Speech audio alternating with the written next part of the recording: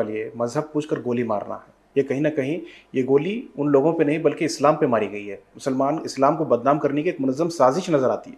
दिल्ली में लंगर चल रहा था, बुर्का पहनकर एक औरत गई कि मुझे भी खाना दो, तो पूछा गया मजहब क्या है तेरा, तो मजहब पूछकर लंगर का खाना नहीं दिया गया। वो हमला किस पे था? झारखंड में तबरेज अंसारी को नाम पूछकर मार दिया गया, वो हमला किस पर था? महाराष्ट्र के ट्रेन में एक बिगड़े पुलिस वाले ने, अभी पता नहीं उनको क्या क्या कहा जाएगा, नाम पूछकर गोलियां चलाई थी। मुझे तो लगता है ये आतंकवादी इन्हीं लोगों से सीख कर आए थे। वफ़ के ताल्लुक से जो काम होना चाहिए था, इतना मजबूत कानून था, मैं अमेंडमेंट से पहले की बात कर रहा हूँ, लेकिन सरकारें, रियासती सरकारें, मरकज़ी सरकारें हों या फिर मुस्लिम लीडरान हों, क्या इसमें नाकाम हुए हैं? क्या वफ़ को बचाने में नाकाम हुए हैं? क्योंकि वफ़ का बहुत बड़ा हिस्सा आज भी गैर कानूनी कब्जे में है और डेवलपमेंट के नाम पे बहुत कम काम हुआ है। मैं उस वक्त कहता हूं कि खुदा मेरे दुश्मनों को सदा सलामत रखना, वरना मेरे मरने की दुआ कौन करेगा। मैं मीडिया वालों का शुक्रगुजार हूं कि उन्होंने गलत पॉइंट ऑफ व्यू से मेरे सही बयान को हमारे करोड़ों हिंदू भाइयों के घरों तक पहुंचा दिया। ये हमारे लिए शर्म की बात है कि जिस कौम के पास लगभग कमोबेश 6 लाख एकड़ जमीनें हों, वो कौम अगर झोपड़पट्टियों में रहती है, वो कौम अगर भीख मांगती है, बकौल वजीर आजम के पंचर बनाती है, तो ये शर्म की बात है।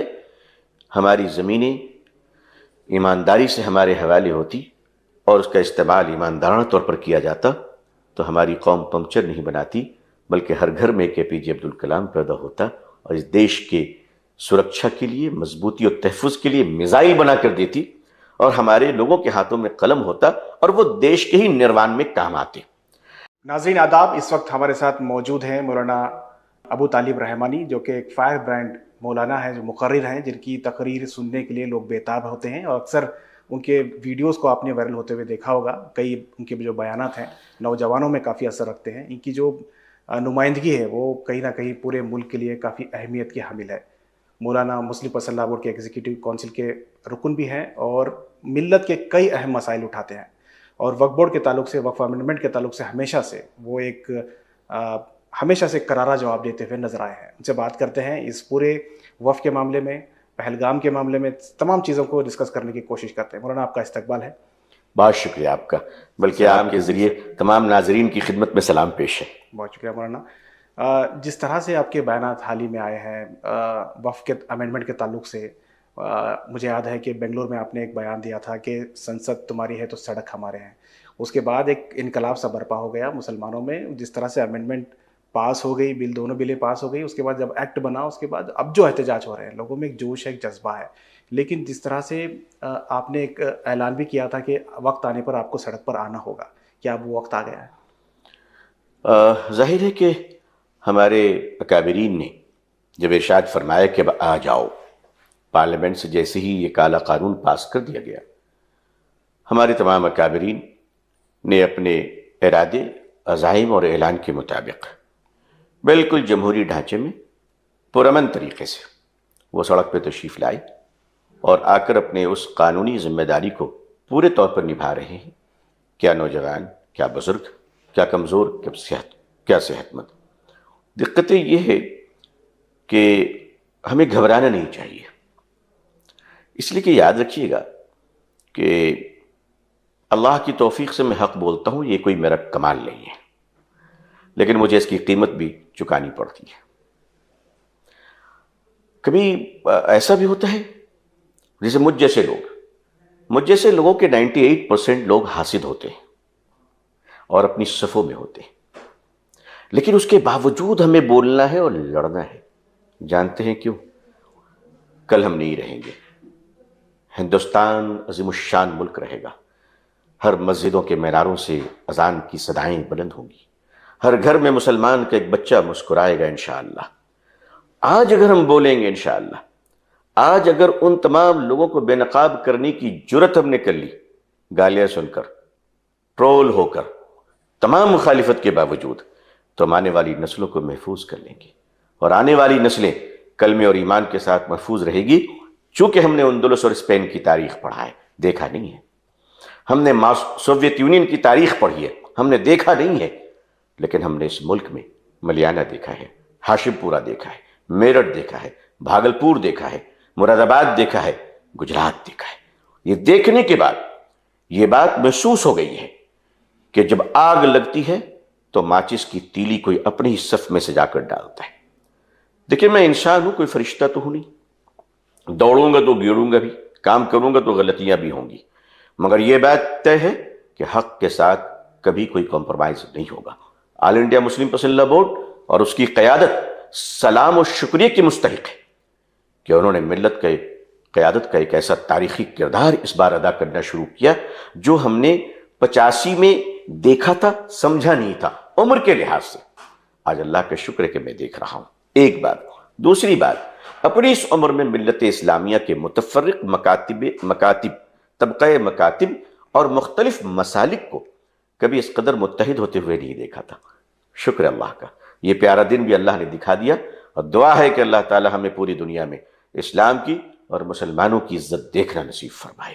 مولانا جب آپ تقریر کرتے ہیں، بہت سارے تقریروں کو نیشنل میڈیا اس طرح سے پیش کرتا ہے، ایک طرح سے ویلن کی طرح پیش کرتا ہے۔ حال ہی کا جو بیان تھا آپ کا کہ سڑک سنسد تمہارا ہے تو سڑک ہمارا ہے، ایک آپ کے ایک جذبات تھے، ایک آپ نے حکومت کو پیغام دینے کی کوشش کی کہ اگر آپ اس کو پاس کرتے ہیں تو ہم اس کا احتجاج کریں گے قانونی طور پر، لیکن میڈیا میں جس طرح سے آپ کو ایک ویلن کی طرح دکھایا گیا کچھ میڈیا میں، تو آپ کو کیسا محسوس ہوتا ہے یہ ساری چیزیں دیکھ؟ میں اس وقت کہتا ہوں کہ خدا میرے دشمنوں کو سدا سلامت رکھنا، ورنہ میرے مرنے کی دعا کون کرے گا۔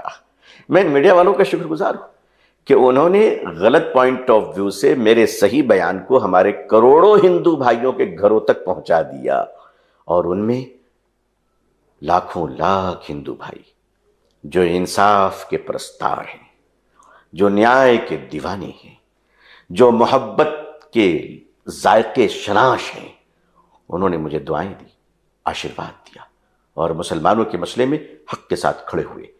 تو ہمارے خلافی صحیح، لیکن اس میڈیا نے بھی نمبرز کو پورا کرنے میں میری مدد کی ہے، تو میں ان کا شکر گزار ہوں۔ رہی بات، یہ بات مجھے کئی بار پوچھا گیا کہ آپ کہتے ہیں سنسد تمہاری ہے تو سڑک ہماری ہے، یہ کنسٹیٹیوشنل رائٹ ہے ہمارا۔ سنسد میں ہر آدمی کو نہیں جانا چاہیے، اس لیے کہ سیکیورٹی کا مسئلہ ہے، جو آنریبل ممبر آف پارلیمنٹ ہے صرف انہی کو جانا چاہیے، عام آدمی کو نہیں جانا چاہیے، کیونکہ وہ ہمارے دیش کی اسٹرینتھ ہے۔ اگر میں کہوں گا سنسد کی طرف جاؤ تو یہ غلط ہو جائے گا۔ ایک لمٹ ہے جانے کی، ایک لمٹ ہے جانے کی، عام آدمی بھی جا سکتا ہے، لیکن ایک لمیٹیشن پہ۔ ہم لوگوں کو نہیں کہہ سکتے، عام ہندوستانی اپنی آواز کو کہاں بلند کرے گا؟ آنریبل ممبرز ہاؤس کے اندر آواز کو وائس رائز کریں گے، ہم جیسے لوگ کہاں کریں گے؟ تو ہم نے کہا سنسد تمہاری ہے، سڑک ہماری ہے۔ اگر ہماری نہیں ہے سڑک تو کیا پاکستانیوں کی ہے، نیپالیوں کی ہے، بنگلہ دیشیوں کی ہے؟ سڑک تو ہماری ہے۔ اب سڑک پہ بھی ہم نہ رہیں، آپ ہم کو کہاں بھیجنا چاہتے پھر؟ سوال ہے۔ تو میں سمجھتا ہوں کہ ہمارے میڈیا بھائی بھی سمجھتے ہیں ان چیزوں کو، لیکن مجبوریاں ہیں ان کی۔ دیکھیے جب پیمنٹ آتی ہے تو حق کے نمک تو ادا کرنا مجبوری ہوتی ہے، میں سمجھ سکتا ہوں، کوئی بات نہیں۔ مولانا آپ نے دیکھا ہوگا جس طرح سے وقف پر بحث و مباحثے ہو رہے ہیں، وقف کے تعلق سے جو کام ہونا چاہیے تھا، اتنا مضبوط قانون تھا، میں امینڈمنٹ سے پہلے کی بات کر رہا ہوں، لیکن سرکاریں، ریاستی سرکاریں، مرکزی سرکاریں ہوں یا پھر مسلم لیڈران ہوں، کیا اس میں ناکام ہوئے ہیں؟ کیا وقف کو بچانے میں ناکام ہوئے ہیں؟ کیونکہ وقف کا بہت بڑا حصہ آج بھی غیر قانونی قبضے میں ہے، اور ڈیولپمنٹ کے نام پہ بہت کم کام ہوا ہے۔ اصل میں میں بہت ٹو بی فرینک، میں صاف صاف عرض کرنا چاہوں، اس میں عام مسلمان تو ذمہ دار بالکل نہیں ہے، بالکل نہیں ہے۔ مسلمانوں کی جو لیڈرشپ ہے وہ 2% ذمہ دار ہے، 98% گورنمنٹ ذمہ دار ہے، چاہے کسی پارٹی کی ہو اور کسی اسٹیٹ کی ہو۔ ہمارے جو بزرگوں نے چیریٹی کی ہے، بلیورز کی جو چیریٹی ہے وقف، کہ یہ ملت کے فلاح کے کام آئے۔ جب آپ کا کوئی غریب مسلمان بھائی اپنے علاج کے لیے ڈاکٹر کے پرسکرائب کی ہوئی پرسکرپشن کو لے کر مسجد میں کھڑا ہو کے اعلان کرتا ہے بھائیوں میری مدد کیجیے، تو آپ سمجھ جائیے کہ وقف بورڈ کو، وقف کی آمدنی کو ڈاکوؤں نے ہڑپ لیا ہے، ورنہ یہ علاج کے پیسے تو ان کو وہاں سے ملنے چاہیے تھی۔ یہاں پر ڈکیتی آپ مان لیجیے، جب ایک غریب آدمی کھڑا ہو کر کہے بھائیوں میری بیٹی جوان ہے، رشتے لگے ہوئے ہیں، میرے پاس پیسے نہیں ہیں، یہ ہمارے لیے شرم کی بات ہے کہ جس قوم کے پاس لگ بھگ کم و بیش 6 لاکھ ایکڑ زمینیں ہوں، وہ قوم اگر جھوپڑ پٹیوں میں رہتی ہے، وہ قوم اگر بھیک مانگتی ہے، بقول وزیر اعظم کے پنچر بناتی ہے. تو یہ شرم کی بات ہے. ہماری زمینیں ایمانداری سے ہمارے حوالے ہوتی اور اس کا استعمال ایماندارانہ طور پر کیا جاتا تو ہماری قوم پنچر نہیں بناتی، بلکہ ہر گھر میں ایک APJ عبد الکلام پیدا ہوتا اور اس دیش کے سرکشا کے لیے، مضبوطی اور تحفظ کے لیے میزائل بنا کر دیتی، اور ہمارے لوگوں کے ہاتھوں میں قلم ہوتا اور وہ دیش کے ہی نروان میں کام آتے. اس کو لوٹا گیا. وقف بورڈ کے ممبر گورنمنٹ بناتی ہے، چیئرمین گورنمنٹ کے لوگ ہوتے. اگر اپوزیشن کا چیئرمین رہا اور گورنمنٹ چینج ہو گئی تو جو آنریبل منسٹر صاحب ہوتے ہیں، جو انچارج آف وقف بورڈ اینڈ مائنورٹی افیئرس ہوتے ہیں، وہ جتنے بھی شریف آدمی، ان کی شرافت میں ایک نقطہ یہ بھی ہوتا ہے کہ اس چیئرمین کو بڑھایا کیسے جائے گا تاکہ ہمارے والے چیئرمین آ جائیں. ہمارے سکھ بھائیوں کے یہاں کتنا پیارا ہے، ساری پراپرٹی ہے، گولڈن ٹیمپل ہے، ہزاروں کروڑ ہے، گورنمنٹ کا کوئی انٹرفیئر نہیں. ممبر وہ الیکٹ کرتے ہیں. چیئرمین گرودوارا پربندھک کمیٹی اسے کہا جاتا ہے، یعنی ان کی وقف اسٹیٹ ہوتی ہے. تو وہاں ممبرز ہمارے سکھ بھائی الیکٹ کرتے ہیں. چیئرمین ہمارے سکھ بھائی مل کر ان کے ممبرز طے کرتے ہیں. آج ان کی ڈیولپمنٹ دیکھ لیجئے، ان کے سماج میں ایک بھکاری نہیں ہے، آج ایک بھی بھکاری نہیں. ہمارے یہاں 6 لاکھ ایکڑ زمین، کم و بیش تھوڑا بہت اوپر نیچے ہو سکتا ہے، ایگزیکٹلی فگر نہیں ہے، لیکن 6 لاکھ ایکڑ زمین. ہمارے لاکھ سالانہ 1 لاکھ کروڑ روپے زکوٰۃ سالانہ. ان سب کے باوجود ہماری ہر مسجد کے باہر آپ کو بھکاری نظر آئیں گے، ہر درگاہ کے باہر بھکاری نظر آئیں گے. تو یہ کہیں نہ کہیں مس مینجمنٹ ہے ہماری. گورنمنٹ کوئی بھی پارٹی رہے، ہم ان سے کہیں گے کہ آپ مسلمانوں کے حوالے کر دیجیے. یہ میری ذاتی رائے ہے، میں یہ مسلم مسلح بورڈ کی رائے نہیں پیش کر رہا ہوں، یہ میری ذاتی رائے، اس پر کبھی کسی سے کوئی بات نہیں ہوئی ہے کہ آپ سکھ بھائیوں کی طرف آپ دے دیجیے، ہینڈ اوور کر دیجیے. مسجدیں کمیٹی چلاتی ہیں، تو مسجد سے ریلیٹڈ جو چیریٹیبل پراپرٹیز ہیں، جو وقف کی پراپرٹیز ہیں، وہ بھی کمیٹی آپریٹ کرے گی انشاءاللہ. آپ ایک نیشنل آبزرور رکھ سکتے ہیں، مانیٹرنگ کمیٹی رکھ سکتے ہیں. لیکن اس بات کو بھی نظر انداز نہیں کر سکتے کہ غیر قانونی قبضہ کرنے والے بھی مسلمان ہیں، وہ بھی کم ہے. دیکھیے ایسا ہے کہ سڑک کے کنارے جس ملک کی سرحدیں نہیں ہوتی ہیں وہاں آوارگیاں زیادہ ہوتی ہیں. جب سب نے قبضہ کیا تو 2-3 مسلمان بھی تو کسی نہ کسی نیتا کے قریب ہے، وہ بھی بلڈر ہے، کہا صاحب یہ ہمارے ہی کر دو، آپ دوسروں سے 10 لیتے ہو، ہم 20 دے دیں گے، ہم کر لیں گے. میں نے آپ سے کب کہا کہ سارے مسلمان حضرت جبریل علیہ السلام کے بھتیجے ہیں؟ بھئی مسلمان بھی گنہگار ہے، گناہ کا موقع مل جاتا ہے تو اللہ اگر نہ بچائے، اللہ تعالیٰ کی توفیق سے ہم گناہوں سے بچتے ہیں نا، نیکیاں کرتے، ورنہ آسان نہیں گناہوں سے بچنا. کیا مسلمانوں کے ساتھ نفس نہیں ہے؟ مسلمانوں کے پیچھے شیطان نہیں ہے؟ حضرت علی رضی اللہ تعالیٰ عنہ سے کسی نے پوچھا کہ آپ نماز پڑھتے ہیں تو آپ کو نماز میں وسوسے آتے ہیں؟ تو حضرت سیدنا علی کرم اللہ وجہ رضی اللہ تعالیٰ عنہ نے فرمایا ہاں وسوسے تو آتے، لیکن میں کہتا ہوں حضرت علی رضی اللہ عنہ کو وسوسے نہیں آتے تھے، انہوں نے ہم جیسے بھٹیاروں کے نماز کی ترجمانی کی. آپ کو کہاں وسوسے آئیں گے بھائی؟ لیکن آپ نے فرمایا ہاں وسوسے آتے. یہودی نے کہا اچھا، واہ، ہم لوگوں کو تو بالکل نہیں آتے، ہم تو کتنی دیر بھی پڑھ لیں ہمیں کوئی وسوسہ نہیں آتا. تو حضرت علی رضی اللہ تعالیٰ عنہ جو علم کے دروازے تھے، آپ نے مسکراتے ہوئے فرمایا چور کہاں جائے گا جہاں مال ہوگا. تو مسلمانوں کے لیے تو زیادہ خطرہ ہے گناہ کی طرف جانے کا، کیونکہ تقوی اس کے ساتھ ہے، ایمان اس کے ساتھ ہے. تو موقع ملنے سے کون غلط نہیں کر پاتا ہے سوائے اس کے کہ جس کو اللہ بچائے، جس کو اللہ بچائے. تو اگر مسلمانوں نے بھی 2-4 پہ قبضہ کر لیا تو کوئی دلیل تھوڑی نہ ہے بھائی اس ملک میں مسلمان چوری کرتا ہے، خدا نہ کرے، اللہ نہ کرے، اگر کسی نے کر لیا تو سول لاء کے مطابق اس کو سزا دی جاتی کہ نہیں دی جاتی. تو آپ گورنمنٹ کس لیے ہے؟ گورنمنٹ پیٹرون ہے. وقف کمیٹی کس کی ہے؟ گورنمنٹ کی. چیئرمین کس کا ہے؟ گورنمنٹ کا. اس کے CEO کون ہے؟ گورنمنٹ کے آفیسر ہے. اس کے سیکرٹری کون ہے؟ مائنورٹی افیئرس کے سیکرٹری ہوتے ہیں. تو ان تمام لوگوں کو جو کرپشن کر رہے ہیں ان کو پکڑنے کا کام کیا مسجد کمیٹی کا ہے؟ گورنمنٹ کا کام ہے. بالکل. آپ ساری چیزیں ہمارے حوالے کر دیجئے، پھر دیکھیں مسلمان اتنی ترقی کرے گا انشاءاللہ. میں نہیں کہتا کہ 100% ایمانداری ہر جگہ، کہاں 100% ہوتی ہے؟ کیا سرکاری سنستھانوں میں 100% ہے؟ جناب جہانی راجیو گاندھی صاحب نے کہا تھا دلی سے عوام کے فائدے کے لیے 1 روپے اگر چلتی ہے تو وہ مستحق تک پہنچتے پہنچتے 15 پیسے میں تبدیل ہو جاتی ہے. اس کا ترجمہ آپ سمجھ سکتے، کرنے کی ضرورت نہیں ہے. اس وقت کے حالات تھے، اس وقت کے حالات. ابھی تو ہائی ٹیک ہو گئے، ابھی تو ڈیجیٹل کرپشن چل رہے ہیں، کچھ پتہ بھی نہیں چلتا ہے کس نے کہاں ٹرانسفر کیا. تو کچھ تو مسلمانوں کی بھلائی ہوگی. اچھا، مسلمانوں کی غریبی کم ہوگی تو دیش کی غریبی کم ہوگی نا. دیش پر سے بھکاریوں کا برڈن کم ہوگا، جی ڈی پی بڑھے گی. کہاں لے کے جائیں گے مسلمانی پیسے؟ دبئی میں ہندوستانی مسلمان کماتے ہیں، کمانے کے بعد پیسے کہاں بھیجتے ہیں؟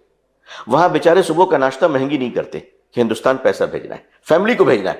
تو وہ ریونیو ڈالر تو ہمارے دیش میں آ رہا ہے. پوری دنیا میں ہمارے ہندو بھائی، مسلمان بھائی جو پیسے کماتے ہیں، بیوی بال بچوں سے دور رہ کر، کیا ان کے خون پسینے کی کمائی سے ہمارے دیش کو مضبوطی نہیں ہو رہی ہے؟ کیا ہمارا دیش آگے نہیں بڑھ رہا ہے؟ تو اگر آپ وقف کی زمینیں مسلمانوں کے حوالے کریں گے تو آگے چل کر اتنا ڈیولپ ہوگا انشاءاللہ کہ ہو سکتا ہے کہ ہندوستانی مسلمان 5 سال 10 سال کے بعد اس پوزیشن پہ آ جائے کہ ہم فنڈ پرائم منسٹر کے فنڈ میں دے سکیں، جہاں لوگوں کے کام آ سکے. چیف منسٹر صاحب کے فنڈ میں دے سکیں کہ صاحب لوگوں کے کام آئے، اچھے اچھے ہاسپٹلس بنے. آج اتنا ہونے کے بعد بھی ہمارا ایک بھائی اپنے بیوی جو ان کی دیہانت کر گئی ہے، ان کی لاش کو لے جانے کے لیے ایمبولینس کے پیسے نہیں، کاندھے پر لے کر چل رہے ہیں. یہ دیش کی شبیہ ہے. اڑیسہ کی کالا ہنڈی میں ایک آدی باسی بھائی کی بیٹی، چھوٹی سی بچی، ننھی منی پیاری سی بیٹی، 7 دن تک بھوکی رہی بھات بھات کہتے ہوئے، اور دنیا سے چلی گئی. اس کی فکر نہیں ہے آپ کو، اس کی فکر نہیں ہے آپ کو. اور جھوٹ بولنا کہ صاحب اس میں مہیلاؤں کو لیا جائے گا، کیا پہلے عورتیں نہیں تھی؟ بھائی ایسی بھی جھوٹ نہیں بولنی چاہیے. جھوٹ تو کسی بھی طرح نہیں بولنی چاہیے، مگر کم از کم جھوٹ کے بھی کچھ جھوٹ تو نہیں بولنا. ہاں، کہ کیا عورتیں پہلے نہیں تھی اس میں؟ بالکل تھی. کون سی کمی تھی؟ اچھا، کمال یہ ہے کہ ذرا یہ بات بہت توجہ فرمائیے گا.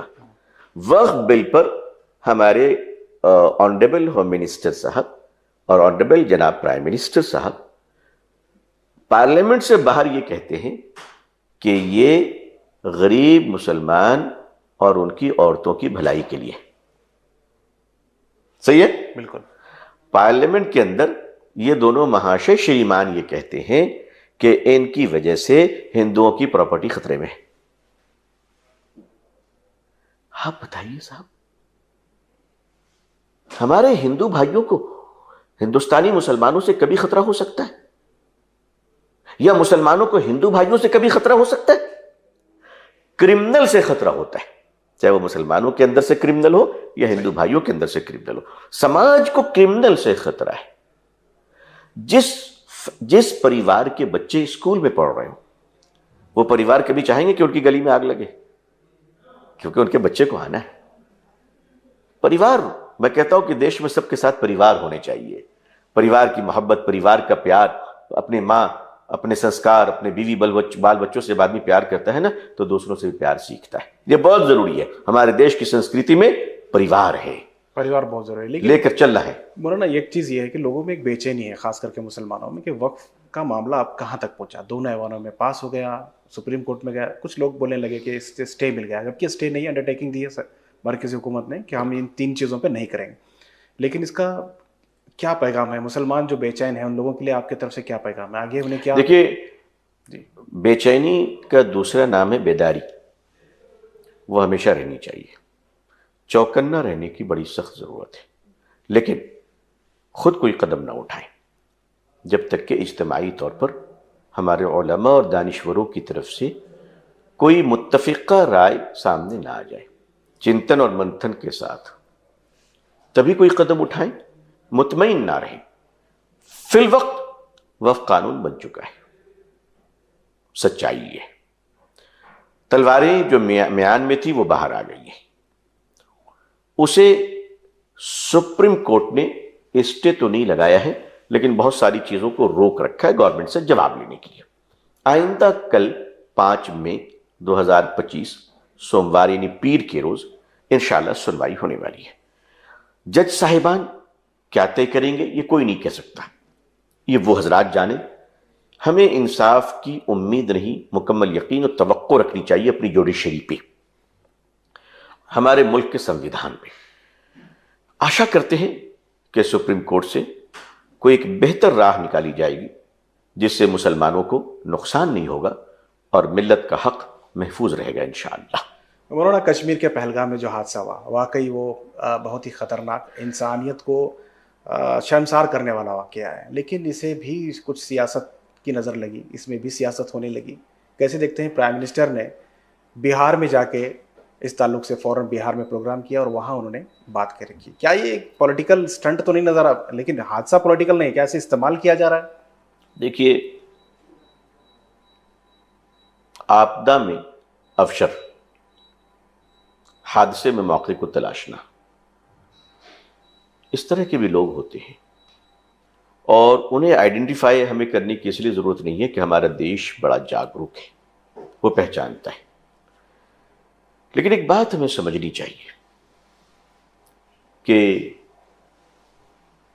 بیوپار کرنا اور بیوپاری سماج یہ ہمارے دیش کی ریڑھ کی ہڈی ہے، لیکن ہمیں ایسے بیوپاریوں سے ہمیشہ چوکنا رہنا چاہیے جو اپرادھ کو اپرادھ کرنے کے لیے ہتھیار بیچتا ہو اور لاشوں کو دفنانے کے لیے کفن بیچتا ہو، کرمنل کو آرمز اور جنازے کو کفن۔ اگر اس طرح کے لوگ سماج میں ہیں تو یہ سماج کو پہچاننے کی ذمہ داری ہے، کیونکہ میں سماج کے پرتی بہت سنویدنشیل رہتا ہوں۔ اس کی وجہ ہے کہ دو چار لوگوں کی وجہ سے ہم پوری قوم، پورا طبقہ، پورا معاشرہ، پوری سوسائٹی اور پورے سماج کو پلوٹڈ نہیں کہہ سکتے۔ پہلگام میں جو کچھ ہوا، اس کے ہونے کے بعد سارا ملک غمگین تھا، اور اگر کوئی غمگین نہیں تھا تو شاید اس کے سینے میں دل ہی نہ رہو۔ مجھے یاد ہے کہ میں اس دن سفر میں تھا، 22 تاریخ منگل کے روز فلائٹ ہماری جب لینڈ کی اور سب سے پہلی نیوز وہ آئی تو لڑکھڑا گیا۔ کنوے بیلٹ سے سامان لینے تھے، لیا، سفر کیا، لیکن ایک کھو گیا۔ وہ جو چارمنگ تھی، وہ جو ایموشن تھا، وہ کہیں نہ کہیں دب گیا، ختم ہو گیا۔ لیکن مجھے اس بات کو ذرا ملائیے، میں بہت آئی واز شاکڈ کہ آل انڈیا مسلم پرسنل لا بورڈ نے 3 دنوں کے لیے اپنے سارے پیسفل پروٹیسٹ کو بریک لگا دی۔ سیلوٹ ہے ہماری لیڈرشپ کو۔ لیکن ہمارے آنریبل پرائم منسٹر صاحب سعودی عرب کے وزٹ کو، ٹور کو شارٹ کرتے، میں سمجھا شاید آتے وہ کشمیر جائیں گے، لیکن نہیں، وہ تشریف لائے 23 کو، اٹیک ہوتا ہے 22 April, I think Tuesday, Wednesday 23 April ہمارے honourable prime minister آدرنیہ Shri Narendra Modi صاحب ہندوستان تشریف لاتے ہیں، اور 24 اپریل کو بہار چلے جاتے ہیں۔ حادثہ تو کشمیر میں ہوا تھا، پرائم منسٹر صاحب کو تو وہاں ہم دیکھنا چاہتے تھے، کیونکہ ہماری طاقت ہے نا۔ پرائم منسٹر کا مطلب ہے ہماری شکتی، دیش کی شکتی، چاہے کسی پارٹی سے بھی ہو۔ لیڈر پارٹی سے ہوتے ہیں، پرائم منسٹر پارٹی سے نہیں، دیش کے ہوتے ہیں۔ لیکن وہ بہار کے مسلم پرسنل لا بورڈ نے 3 دنوں کے لیے سارے پروگرام پہ روک لگا دی، لیکن ہمارے آدرنی پردھان منتری جی تشریف لے گئے اور انہوں نے سبھائیں کی۔ اب ان کو کرنی چاہیے تھی، نہیں کرنی چاہیے تھی، میں اس پہ کوئی ٹپڑی نہیں کر رہا ہوں، نہ میں اس پر کوئی کرٹیسائز کر رہا ہوں، نہ آبجیکشن کر رہا ہوں، میں گھٹنا کو سامنے رکھ رہا ہوں۔ پہلگام میں جو کچھ بھی ہوا، اس دردناک پہلو کے درمیان، اس خطرناک نا امیدی کے اندھیروں کے درمیان، کیا امید کی کچھ کرن، کچھ چنگاریاں نظر نہیں آتی؟ آتی ہے۔ آتنکوادیوں نے ہماری ایکتا، اکھنڈتا پر گولی چلائی، ہمارے ہندو بھائی اور مسلمان بھائی کے رشتوں کو کاٹا ہے اس نے۔ کشمیر بھائیوں نے کیا کیا؟ واہ کشمیری بھائیوں، سلام تمہیں پیش۔ اے کشمیر کے مسلمانوں، مجھے تو لگتا ہے کہ انصار مدینہ کے خون تمہاری رگوں میں دوڑ رہے ہیں۔ واہ کشمیری بھائیوں، اس حادثے کے بعد کشمیری مسلمان ہمارے ہندو بھائیوں کو، سیلانیوں کو، پریٹک کو، ٹورسٹ کو، سیاح کو اپنے گھر لے گئے، کھانا کھلایا، گھر میں رکھا۔ یہ میں نہیں کہہ رہا ہوں، ان بھائی بہنوں نے کہا۔ اور صرف اتنا ہی نہیں، آٹو والوں نے کہا ایئرپورٹ جانا ہے، فری سروس، ٹیکسی والوں نے کہا ایئرپورٹ اسٹیشن، فری سروس، بس والوں نے کہا فری سروس، اور سنیے، ہوٹل والوں نے کہا کرایہ نہیں لیں گے۔ واہ کشمیری بھائی بہن، واہ کشمیری بھائی بہن۔ पूरे देश तुम्हें सलाम करता है। याद रखिएगा, कश्मीरी मुसलमानों के बगैर कश्मीर का वजूद नहीं है। हमें कश्मीर बाद में चाहिए, कश्मीरी पहले चाहिए। वो हमारे अपने हैं। क्या मैं ऐसी तवक्को कर सकता हूं हिंदुस्तानी मीडिया से, अपने देश के मीडिया से? हमारे देश के तमाम अच्छे मीडिया, इंसाफ पसंद मीडिया शुक्रिया के अल्फाज तो बोल सकती है उन कश्मीरी भाइयों के बारे में। आज कश्मीरी भाई कहीं बिजनेस कर रहे हैं, वहां आप उनको दौड़ा कर मार रहे हैं, उनके एहसान को भूल गए आप। इसका मतलब है कि आतंकवादी जो चाह रहे हैं वही आप कर रहे हैं। आतंकवादी तो चाहते ही हैं कि हमारी स्ट्रेंथ खत्म हो जाए, हमारी यूनिटी फिनिश हो जाए। आप वही कर रहे हैं। कश्मीरी भाई कहीं शॉल बेचने गए, कहीं अखरोट बेचने गए, आप उनको भगा रहे। क्यों? वो देश के नहीं हमारे। आपको कश्मीर चाहिए, कश्मीरी नहीं चाहिए। आपको सेब चाहिए, पेड़ नहीं चाहिए। पेड़ के बगैर कभी सेब आते हैं? मैंने जो कश्मीरी भाई बहनों के जो बर्ताव देखे, जो अखलाक देखे इस हादसे में, पहले भी देखा और अभी भी देखा है, पूरे देश को झुककर कश्मीरी भाई बहनों के और कश्मीरी मुसलमानों को सलाम पेश करना चाहिए, सैल्यूट करना चाहिए कश्मीरियों को। वाह कश्मीरी! अगर देश को उन्होंने संभाल नहीं रखा है तो अब किसी ने संभाल रखा है। वो हिंदुस्तान के हैं और प्योर मुल्क के साथ वो वफादारी करते हैं। वो रो रहे हैं, वो रो रहे हैं इस वक्त। हमें इंसाफ के साथ काम लेना चाहिए। दुख की घड़ी है, दुख की घड़ी में ऐसा नहीं है कि हम अपने घर को जला दें, हम अपनी एकता को जला दें, अखंडता को जला दें। देश बहुत बड़ा है, देश बच के रहेगा। आज हम हैं, कल नहीं रहेंगे, देश रहेगा। ऐसे घटना दोबारा ना हो, उसका इलाज किया जाना चाहिए। लेकिन ये भी एक चीज़ देखने वाली है, मजहब पूछकर गोली मारना है, ये कहीं ना कहीं ये गोली उन लोगों पे नहीं बल्कि इस्लाम पे मारी गई है। मुसलमान इस्लाम को बदनाम करने की एक मुनज़्ज़म साजिश नजर आती है। दिल्ली में लंगर चल रहा था, बुर्का पहनकर एक औरत गई कि मुझे भी खाना दो, तो पूछा गया मजहब क्या है तेरा? तो मजहब पूछकर लंगर का खाना नहीं दिया गया। वो हमला किस पे था? झारखंड में तबरेज अंसारी को नाम पूछकर मार दिया गया, वो हमला किस पर था? महाराष्ट्र के ट्रेन में एक बिगड़े पुलिस वाले ने, अभी पता नहीं उनको क्या क्या कहा जाएगा, नाम पूछकर गोलियां चलाई थी। मुझे तो लगता है ये आतंकवादी इन्हीं लोगों से सीख कर आए थे। अरे साहब, एक प्लेट खाना कभी नाम पूछकर दिया जाता है? हमारे देश के प्राइम मिनिस्टर साहब ऑनरेबल आदरणीय श्री नरेंद्र मोदी साहब फरमाते हैं, मेरे बचपन में गुजरात में ईद के रोज मेरे घर में खाना नहीं बनता था। क्यों? मुसलमानों के घर से खाना आता था, नाम पूछ के भेजते थे, प्यार से भेजते। यानी आपका कहना है कि ये वही आतंकवादी हैं जो देश के अंदर भी हैं, बाहर भी हैं। मानसिकता, वही आतंकवादी नहीं, आइडियोलॉजी। आइडियोलॉजी की सरहदें नहीं होती है, उसके बॉर्डर्स नहीं होते। आइडियोलॉजी तो आजकल बहुत आसान हो गया है सोशल मीडिया के जरिए से। सुबह उठकर लोग अपने घर की खैरियत बाद में पूछते हैं, पहले दुनिया की खैरियत को मालूम करके फॉरवर्ड कर देते हैं। आइडियोलॉजी खत्म होनी चाहिए। अभी जिस तरह से चल रहा है कि पाकिस्तान पे हमला कर देना चाहिए, पाकिस्तान पे अगर इस बार कश्मीर में जाते तो वहां बैठ जाना चाहिए, ये सारी चीजें कैसे देखते हैं आप? अगर एज ए इंडियन हमसे पूछेगा तो हम तो कहते हैं आज ही हमला कर देना चाहिए, क्योंकि उसने हमारे देश को चैलेंज किया है एज ए इंडियन, एकदम टू बी फ्रैंक। लेकिन गवर्नमेंट जो डिसाइड करेगी हम उसके साथ रहेंगे, हमारी आर्मी जो डिसाइड करेगी, क्योंकि मैं बॉर्डर पे तो नहीं बना, हमारा दिल तो उसी दिन से खून खौल रहा है। मैंने कहा है कि सिर्फ आतंकवादियों को नहीं मारी, उनके आका को भी ढूंढ ढूंढ कर मारी, जड़ को भी तो मारना बहुत जरूरी है। ये एज ए इंडियन तो हर एक के हैं, सिर्फ मैं नहीं बोल रहा हूं, हर आदमी बोलेगा आपको। लेकिन हमारी आर्मी की सोच, हमारी आर्मी की फिक्र वो बहुत इंपॉर्टेंट होती है, स्ट्रैटेजी उनकी होती है। देखिए गवर्नमेंट के साथ गवर्नमेंट को इंटरनेशनल स्ट्रैटेजी भी देखनी पड़ती है, जो हम वो सारी चीजें हम नहीं देख पा रहे। तो जज्बात तो हमारे ही हैं, अलबत्ता देश का जो भी निर्णय होगा हम सारे मुसलमान हिंदू भाई देश के फैसलों के साथ हैं। बहुत शुक्रिया मौलाना, आपने इतना वक्त दिया। ये थे मौलाना अबू तालिब रहमानी। जब वो बोलते हैं तो सवाल पूछने की ज़रूरत नहीं पड़ती, क्योंकि वो लगातार जिस अंदाज में बोलते हैं वो अपने जज्बात को पूरी तरह से खोल कर रखते हैं। सुनने वाले को समझ में आता है कि वो क्या कह रहे हैं। तो ये थे अबू तालिब रहमानी साहब, जिन्होंने अपने ख्यालात का इजहार किया। आगे भी हम आपसे जुड़ेंगे। फिलहाल दीजिए इजाज़त, खुदा हाफिज़।